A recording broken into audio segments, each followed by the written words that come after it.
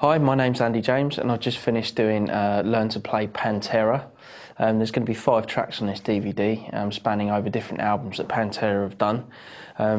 There's loads of stuff in this, you know, like with clean picking, heavy rhythm, fast solos. It's going to be great for anybody who's like a big fan of Pantera or indeed Dimebag Darrell, you know, loads of technique. It's going to be good. The most challenging track on this DVD would definitely have to be Rise.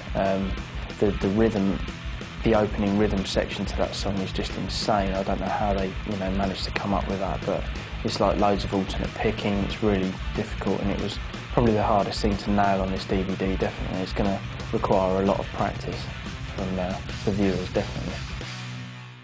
Other techniques beside picking in this DVD, you'd be looking at doing tapping, taking a look at old school licks but used in a kind of more modern context. You know, Dimebag's definitely got a mixture of different things going on. It's quite sort of reminiscent of Eddie Van Halen in a way, with a lot of his kind of ideas and, you know, whammy bar tricks and that kind of stuff, but I would say probably a lot more advanced from that point of view. So it's kind of just an amalgamation of loads of different techniques, really. I suppose with the exception of maybe sweep picking or string skipping or anything like that, but, you know, with the way he plays, you know, mainly the things that kind of stand out with his playing are kind of his use of melody and his sheer kind of ferocity in which he plays, so, or played, should I say. From teaching this DVD, I learned quite a few things. Probably not so much from a soloing point of view, but from kind of, you know, the rhythm side of things.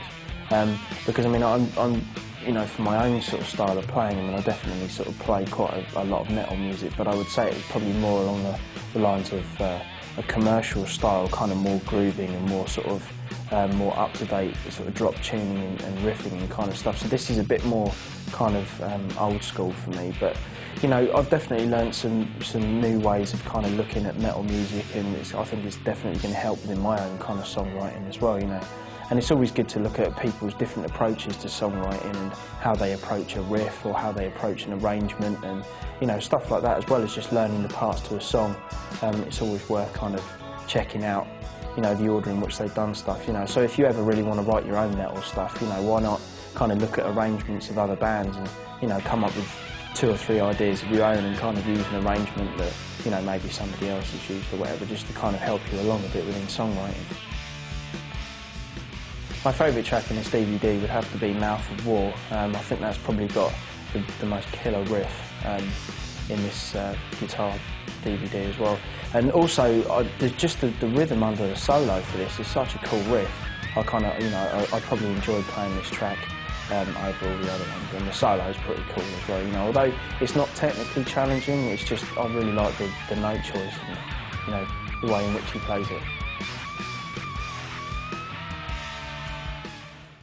This DVD is aimed at anybody from beginner to advanced that's into metal, into Pantera, into Dimebag Darrell, or they just want to kind of improve their chops, because even, you know, they might not be a fan of Pantera and they might kind of check this out and, you know, subsequently become a fan of Pantera, you know, kind of go and buy their albums and stuff and do that. But I would definitely say, you know, beginner to advanced, there's something in it for everybody. You know, there's kind of the technical solos, there's, you know, there's aspects of some of the solos of which a beginner, you know, it would be good for them to kind of learn and you know, build up their kind of technique or whatever. Same for intermediate, you know, players and stuff.